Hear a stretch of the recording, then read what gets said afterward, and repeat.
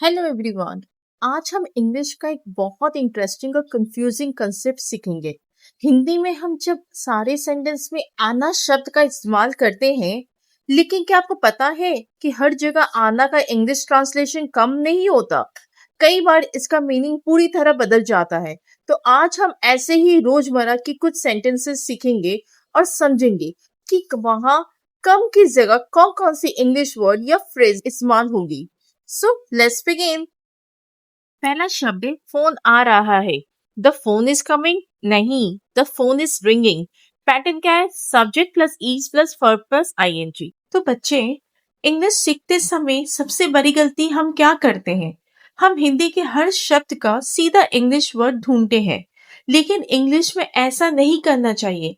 मान लीजिए हिंदी में है आना, हम तुरंत सोचते हैं कि आना का मतलब कम है, लेकिन रुकिए, पहले ये देखना है कि यहाँ आना का मतलब क्या है।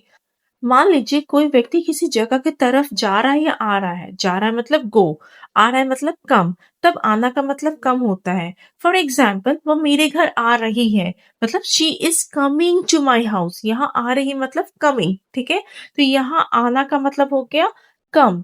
वही कॉन्ट्रास्ट में देखिए, फोन आ रही है मतलब फोन सच में कहीं चलकर आ रही है? जी नहीं। यहाँ आ रहा या आ रही का मतलब होता है फोन की घंटी बज रही है। तो द फोन इज कमिंग नहीं, द फोन इज रिंगिंग। तो बच्चे, यहाँ की गोल्डन रूल क्या होगी? हिंदी का शब्द देखकर इंग्लिश वर्ड मत चुनो, पहले उसकी मीनिंग समझो, फिर इंग्लिश का सही वर्ब चुनो। ठीक है, तो इंग्लिश की मीनिंग समझनी है और उसकी वर्ब को चुननी है। समझ में आया? नेक्स्ट वर्ड है मुझे नींद आ रही है। Sleep is coming to me नहीं नहीं नहीं, I am feeling sleepy. So इसकी पैटर्न क्या होगी? Subject plus am is are. Am is are को क्या बोलते हैं हम? Be verb. ठीक है, क्योंकि ये प्रेजेंट फॉर्म में है इसलिए हम एम इज आर को यूज करेंगे। और यहाँ सब्जेक्ट आई है और आई इज अ सिंगुलर, तो इसकी पैटर्न क्या होगी? Subject plus am plus feeling plus adjective. I am feeling sleepy. Next, मुझे गुस्सा आ रहा है।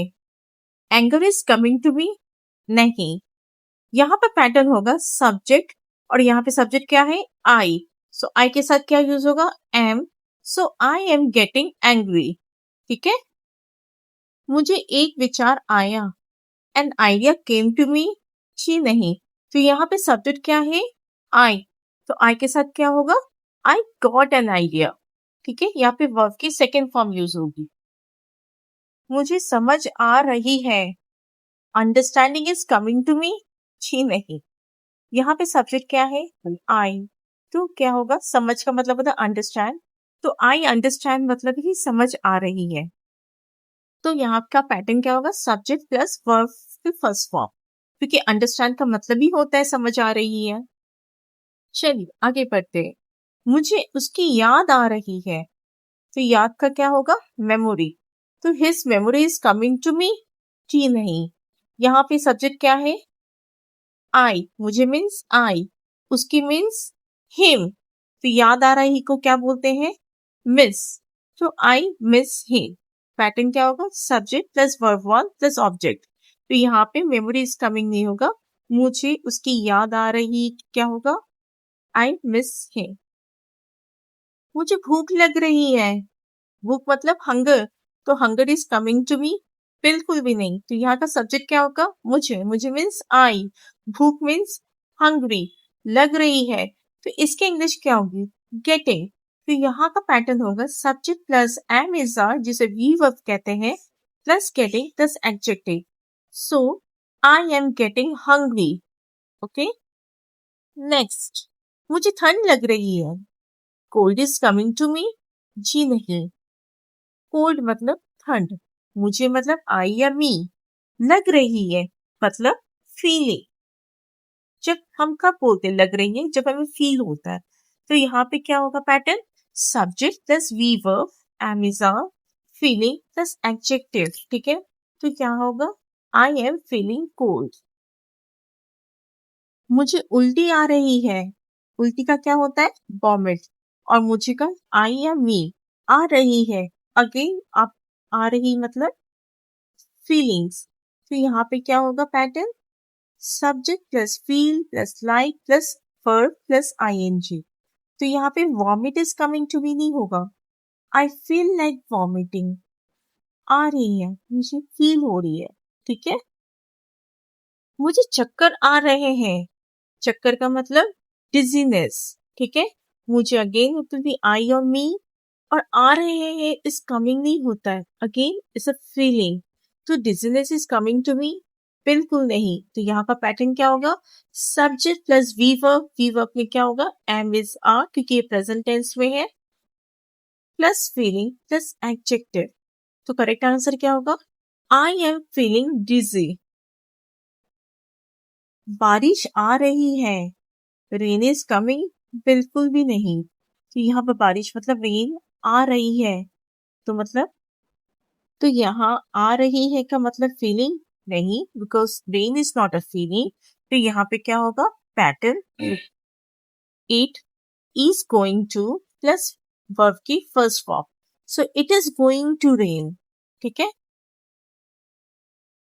पैसे आ रहे हैं, मनी इज कमिंग, जी नहीं, पैसे का मतलब होता है मनी, हाँ, पर आ रहे हैं का यहाँ पे मतलब नहीं है, कुछ आ रहा है, कि क्या होगा? रिसीविंग, आप यहाँ पैसे को रिसीव कर रहे हैं। तो पैटर्न क्या होगा? सब्जेक्ट प्लस वीवर एमिसा plus verb ING plus object. तो यहाँ पे ऑब्जेक्ट क्या है? मनी। सब्जेक्ट क्या होगा? आई, क्योंकि किसको मिल रहा है पैसा, तो I am receiving the money, ठीक है। पार्सल आ रहा है, द पार्सल इज कमिंग, जी नहीं, पार्सल, द पार्सल, ठीक है। आ रहा है मतलब कमिंग नहीं होता है, इज ऑन द वे। तो इसका पैटर्न क्या होगा? सब्जेक्ट इज और ऑन इज वे, ठीक है। ऑन इज वे मतलब रास्ते पे है, आ रहा है, ठीक है। स्कूल से छुट्टी आ रही है, द हॉलीडे इज कमिंग, जी नहीं, इसकी स्कूल की, the holidays are approaching, subject are and approaching. तो यहाँ पे अगर आप स्कूल ऐड भी नहीं करते तो ये समझ में आ जाता है कि ये हॉलीडे हम स्कूल के बारे में बोल रहे हैं, ठीक है। चलिए, रोना आ रहा है, क्राइंग इज कमिंग, जी नहीं, रोना का मतलब क्राइंग होता है, पर आ रहा है इज नॉट कमिंग। तो इसकी पैटर्न क्या होगी? सब्जेक्ट प्लस फीलिंग, जो फील कर रहे हैं ना, यहाँ पे रोना को हम फील कर रहे हैं, तो feel plus like plus verb ING.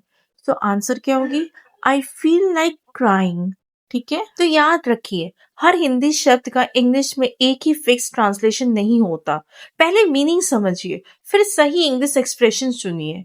जितना आप ऐसे छोटे छोटे डिफरेंसेस समझेंगे, उतना ही आपकी इंग्लिश नेचुरल और कॉन्फिडेंट बनेगी। Keep learning, keep practicing and keep growing. अगर आपको ऐसे ही रोजमर्रा की हिंदी टू इंग्लिश कंसेप्ट आसान तरीके से सीखना पसंद है, तो वीडियो को लाइक करें, चैनल को सब्सक्राइब करें, और ऐसे ही यूजफुल इंग्लिश लेसन के लिए हमारे साथ जुड़े रहें। मिलते हैं अगले लेसन में, तब तक प्रैक्टिस इंग्लिश एवरी डे।